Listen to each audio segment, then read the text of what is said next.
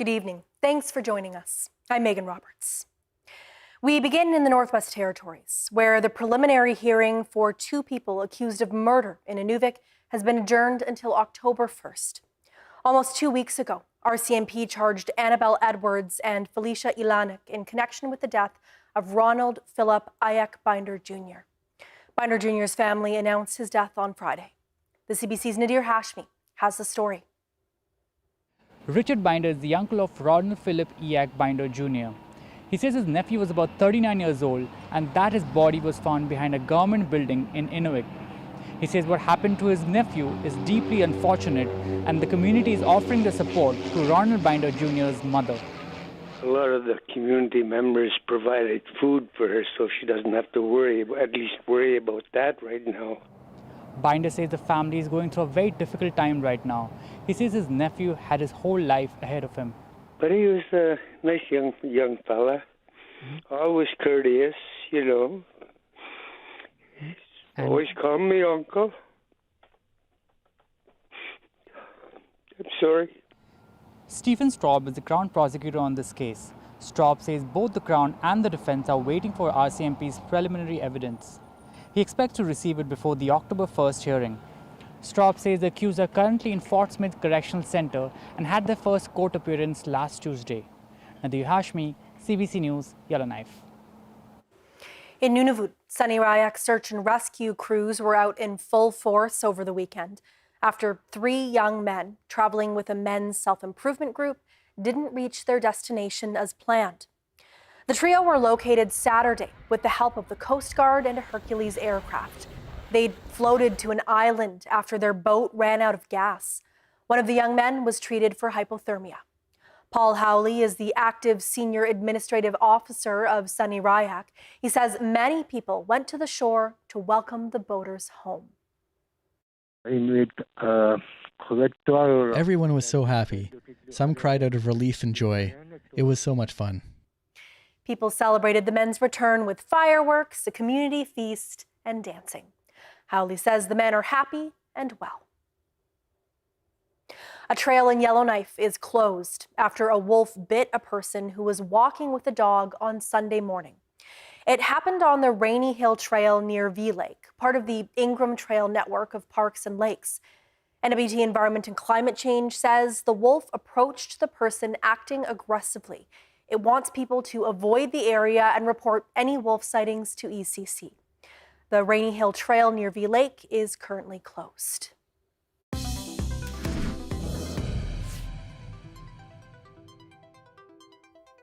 Federal Conservative leader Pierre Poilievre wrapped up a 2-day visit to the North today. It was his first trip to the Northwest Territories and Nunavut since becoming the Conservative Party leader. Who's ready to build the homes? Who's ready to fix the budget? And who's ready to stop the crime? Poilievre held a rally in Yellowknife over the weekend as part of his Axe the Tax tour. It drew more than 200 people to the Explorer Hotel. He emphasized key points of his platform, including ending the carbon tax, reducing government spending, and linking municipal funding to housing development. Poilievre also touched on Northern defense policy during his speech, a topic he brought up again today in Iqaluit. He spoke about Arctic sovereignty and emphasized Arctic defense as a top military priority. Here's the CBC's TJ Deer with more from Iqaluit. Build some homes. A day after his visit to Yellowknife, Pierre Poilievre traveled to Iqaluit. His day began with a tour of the NCC construction site in the city's Lower Plateau area. Speaking to reporters later, one of the issues brought up was Arctic sovereignty. When common sense Conservatives are in office, we will be reinvesting, and probably the top priority for our entire military program will be Arctic defense. He also brought up his housing strategy, saying local governments need to be convinced to free up land and remove bureaucracy. My infrastructure program will have powerful incentives that help municipalities get homes built extremely fast so that we can meet the supply demand. We'll also axe the carbon tax to lower building material costs. And of course, it starts by axing the tax, and that's why. But his main message was made clear at a rally in the Frobisher Inn's conference room. After 9 years of Justin Trudeau and the NDP, everything costs more. Work doesn't pay. Housing costs have doubled. Crime, chaos, drugs, and disorder are rampant in our once safe streets. He explained what he stands for and how he would do those things. One person who attended was Benjamin Hemming. He said his biggest issue was the high gas prices, and he liked what he heard. He's great at speaking. The issues that he brought to light and the ways to fix it were very well put and are really apparent to the North. And I think it brought light to some people that were maybe not sure of who to vote for. Others were attending as neutral observers. One of them was Nunavut Cabinet Minister David Akiyahuk. He said while he was impressed with Poilievre's plans for investment in the North, the next federal election will have an impact on Nunavut. Whatever impact it has, Nunavut's going to be here. And what I want to try and advocate for any federal leader is that to come up here and experience what Nunavut is, because it's all part of Canada. The Conservative leader said they're still looking for their Nunavut representative in the next election. The next sitting of Parliament begins in a week. TJ Thier, CBC News, Iqaluit. Following Sunday's rally in Yellowknife, attendees also had the opportunity to meet Poilievre. They say they were eager to learn more about his platform and emphasize the need for federal leaders to visit the North more often, as we heard there from TJ as well. Take a listen. Hear him speak, get better informed for obviously an upcoming election at some point in the next year. And it's never a bad thing being fully informed. Just like the way he promotes himself and the way he talks about Canadians for Canadians and not against Canadians. Well, I don't like the tax because I think it's useless, carbon tax. They just collect more money for nothing. And I wanted to see him, Pierre Poilievre. Yeah. I love it when the leaders come up here and actually show out for the people. Yeah, it doesn't matter who they are, Trudeau or Singh or even this guy, you know, they should come up here a lot more and see what's going on up here and what the people are dealing with and what the struggles are. You know, the election is coming, so the game is on to touch base. And not only that, but he takes the time he's talking to other people. Yeah, he has questions, and, you know, he's hearing what they're saying. Staying with federal politics, NWT MP Michael McLeod says he's not surprised by the NDP ending its governance agreement with the Liberals. The confidence and supply agreement between the two parties meant the NDP supported the Liberal government on confidence votes in exchange for legislative commitments on NDP priorities. Last Wednesday, NDP leader Jagmeet Singh ended the agreement. McLeod says this doesn't mean there'll be another election soon. I'm not sure if everybody is thinking along the same lines as me, but I certainly expected that as we moved into an election year, we would start to see the NDP wanting to separate themselves from any other political party. So it's not totally surprising, at least not for myself, but it doesn't mean it's an automatic election. It means we will be voting on legislation as it comes forward, as independent of each other. As for the economic update this fall, McLeod says the government will proceed as usual. He expects each party to vote as they choose and that the Liberals will seek alliances as things progress. In July, McLeod announced he'll step away from federal politics at the next election. The final tally for this season's Yukon Chinook is in. This year's count at the Yukon Dam is way up from the all-time low of just 13 fish a few years ago, but the numbers are still grim. This year, 352 salmon made the migration up the Yukon River as far as the Whitehorse Dam. That's where they're counted in a salmon ladder. It's the longest salmon migration in the world. And just a few years ago, the annual numbers were closer to 1,000. You can read, watch, and listen to more on the Yukon's Chinook salmon on our website. And it's all part of a special series called Overheated. It looks at the impacts of water temperature on the declining salmon returns, including how a common and often fatal ocean parasite that infects Chinook has grown more prevalent in warmer conditions. The fish gets infected out in the ocean, and when they come back into fresh water, the infection seems to spread much more than it does out in the ocean. The first organ it attacks is the heart, and you'll see what's described as pus pockets on the heart. It also spreads to the muscles, and it really impedes the muscles' ability to pump blood or to work. So the heart, you'll see it doesn't pump the blood through the body, so the fish gets less oxygen, it's building up lactic acids and other things in its body, and it really impacts the fish's ability to swim or to move and complete their migration. It's mostly present all the time, but some years it really blooms and really affects way more of the population than normals. And they get it more when there's warm ocean years. The last several years, the infection level has come up quite considerably, and that is likely one of the biggest contributing factors to the salmon that are dying in the river.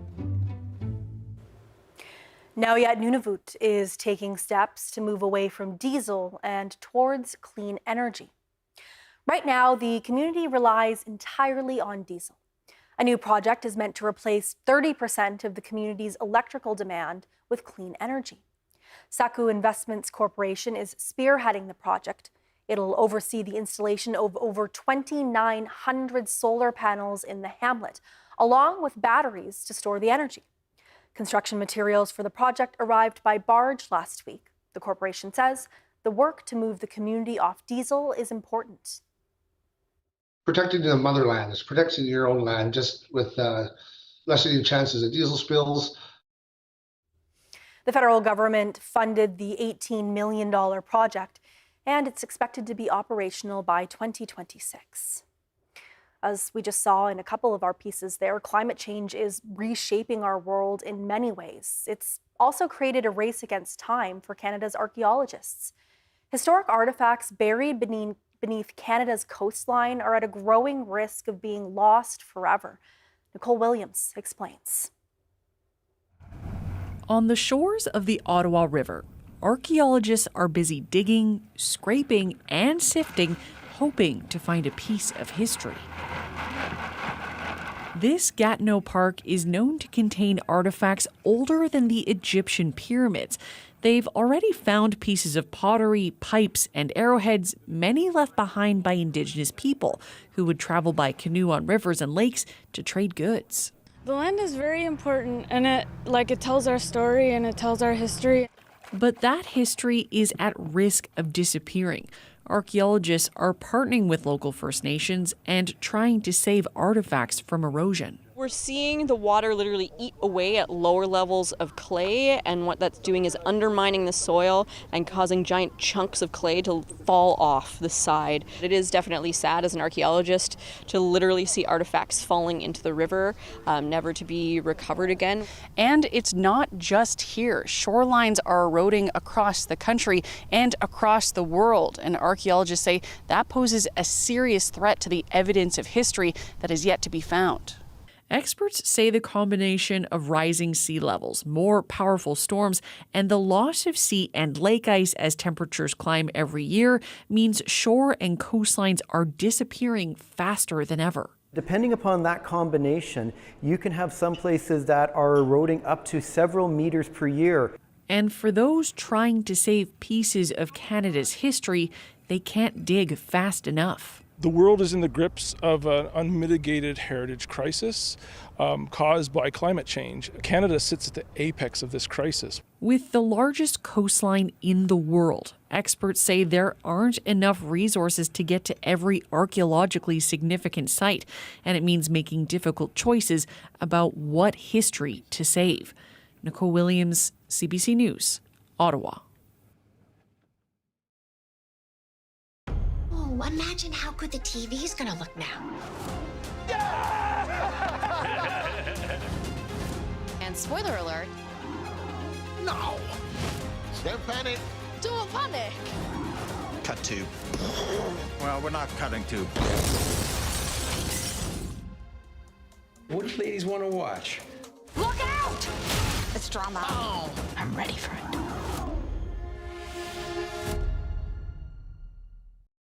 it. Triple. Homicide accepted. Everything all right here? Yeah. Is there a problem? We got a call about a disturbance. I just think there's something really off about this guy. I've lived through today, this day, before. I need you to believe me and tell me I'm not completely crazy. What would you be prepared to do if you had one more chance? Anything. Welcome to Plan B Agency. Select your desired destination. Breaking news that shapes your world. With local CBC Radio 1 Live to connect us closer to home. It's news you can trust, delivered when you want, where you want, on the CBC News app. Download for free.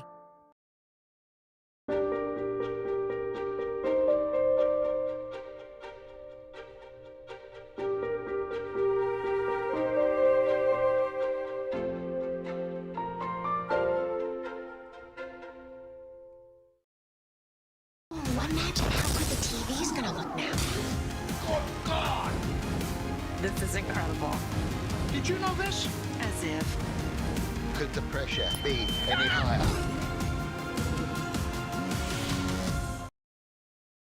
Moments that are so on trend right now. Ticket pricing, artificial intelligence, being a Swiftie. Commotion, available now on CBC Listen or wherever you get your podcasts.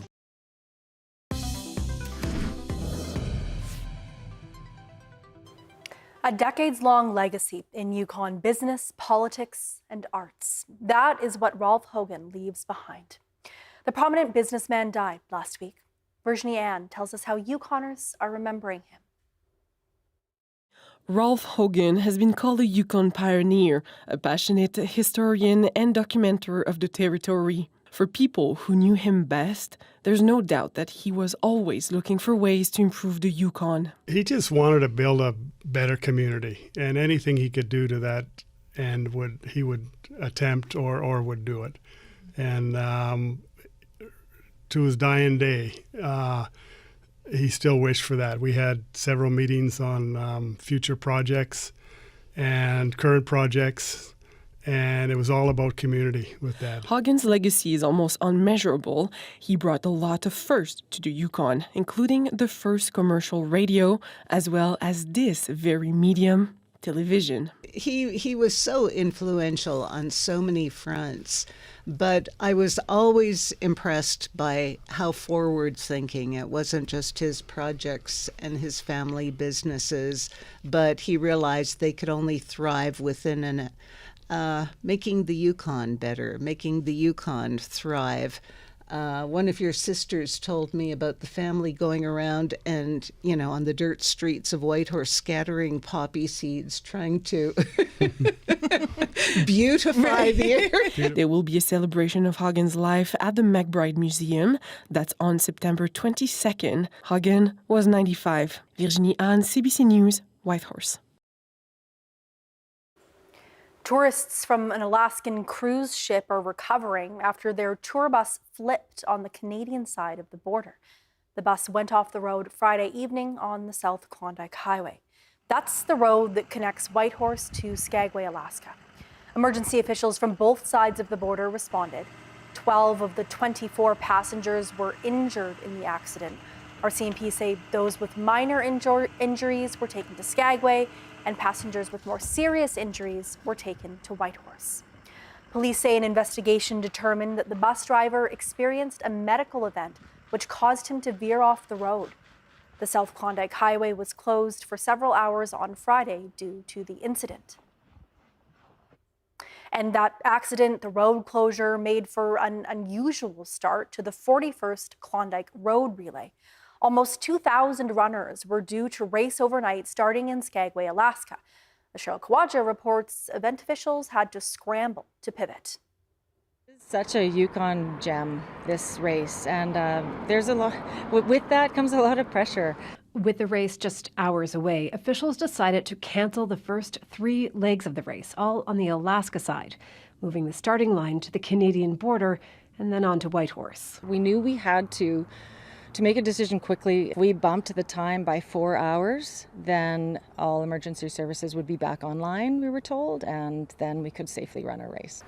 And while running teams shifted gears to start later, one team from Juneau, Alaska, jumped into action to help out in Skagway. Tell me about Friday night. I mean, kind of a busier day than usual at your clinic in Skagway.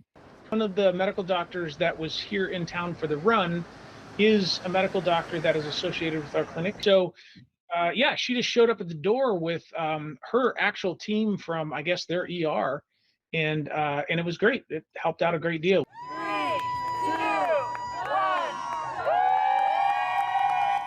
Runners officially were on their way around midnight with the usual Northern Lights costumes, headlamps, and cheering over mountains and through dawn. Officials gave those who missed their leg a chance to run alongside teammates.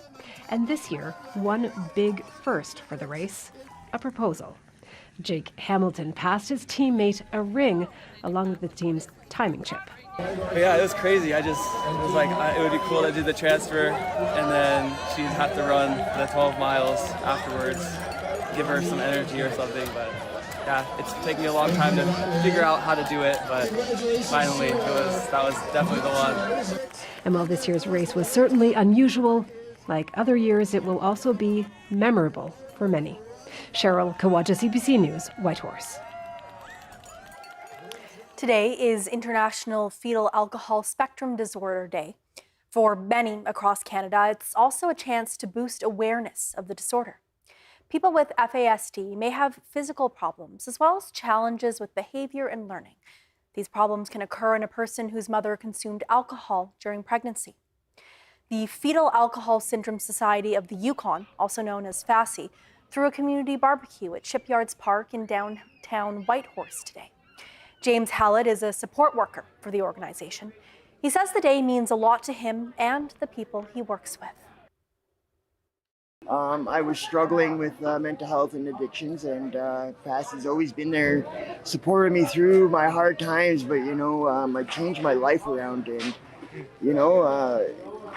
the executive director was willing to give me a job and a chance at working, and I've been given that chance, and it's been amazing. I have awesome co-workers and really good clients. I've been waiting for this job for a long time, and I finally got it. So I'm out to work with the community and be the best support as I can.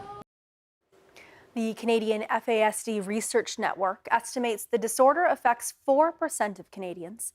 International FASD Day was first marked in 1999. The Métis Nation of Alberta is on the hunt for bumblebees. Its conservation and climate change team will be conducting bee surveys over the next 3 years. They'll happen at the nation's Indigenous Protected and Conserved area, which is about an hour east of Edmonton. The work being done now is to make sure that 2 bumblebee species at risk remain in the prairies. Stephanie Cram has more. Okay, so I start the timer now, so that's 12:36. Yes. Tiffany Harrison sets a 2-hour timer for a bumblebee survey. With nets in hand, members of the Métis Nation of Alberta's Environment and Climate Change team roam a stretch of land in Lamont County. So we kind of just wander around until we see certain things in bloom, and then we might sit and wait a bit to see if anything lands there, or you might just come across some good activity on flowers. She spots a patch of yellow flowers, invasive to the land. So all this yellow here is perennial sow thistle, which is not a native species. But it is something that we do see bumblebees using, so in that kind of respect, doesn't make it a terrible plant. This is the nation's first Indigenous Protected and Conserved area. Jordan York, conservation manager with the MNA, says the idea of protecting bumblebees came straight from the Métis citizens of Alberta. They really want to protect everything and keep things very natural and functioning as a healthy ecosystem. And so the bees are a part of that. They're pollinators. They're making sure that those flowers that inspire Métis floral beadwork are essentially out there on the landscape and still there to, provide for all the other animals out here as well. The team is out to collect any bumblebee they can find. Harrison spots a red-belted bumblebee worker sitting on a flower. So when you're netting flying insects, once she notices that we have her here, usually you are supposed to hold the net right up. The team traps the bees in vials, being careful not to be stung. So this looks like a red-belted bumblebee worker. The team notes which species they found and what flowers they prefer to pollinate on, later returning them to the land. All this while keeping an eye out for 2 species at risk, including the gypsy cuckoo bumblebee. This is Bombus bohemicus is its Latin name. So it is listed as endangered federally under the Species at Risk Act. So pretty high level there. So that's why we were really excited to find one last year, and we have found one this year. It's one of the big reasons we kind of started this project. And a second species, a little less elusive. Our second species is the yellow-banded bumblebee, or Bombus terricola is its Latin name. So that species is listed as special concern, so much lower tier than our gypsy cuckoo, but still really important for us to monitor and be proactive. Of the over 800 bumblebees they've found this year, only 15 of them were yellow-banded bumblebees. But what is causing these populations to decline? Researchers say climate change is changing their ecosystem, leaving species living in areas where heat waves are frequent and severe more at risk. Bumblebees are not very heat tolerant. A long time ago, maybe 30 million years ago, they evolved under cool or temperate conditions, and they have never really, as a group, evolved the capacity to do well in really hot weather. In the face of growing urbanization, Harrison says it's important to recognize how pivotal bumblebees are to our ecosystem. And bumblebees are extremely efficient pollinators. In general, bees are, because they have specialized structures and hairs to help transport our pollen between flowers, which, turns into pollination and gets us our beautiful flowers and our crops and everything we love, plants we harvest from, berries we eat. She says by protecting and conserving their lands, bumblebees can continue to call Alberta home for years to come. Stephanie Cram, CBC News, Lamont County.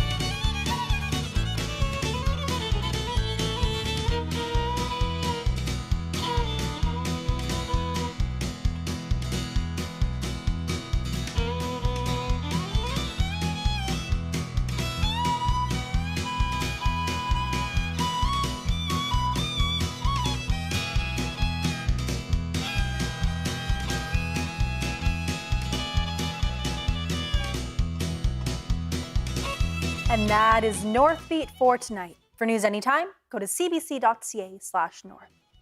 Thank you for watching. I'm Megan Roberts. Have a good night.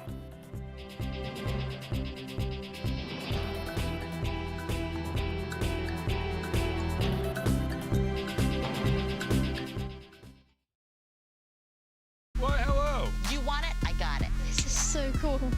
Focus, focus, focus. Here we go. Oh, imagine how good the TV's gonna look now. Good God! This is incredible. Did you know this? As if. Could the pressure be any higher?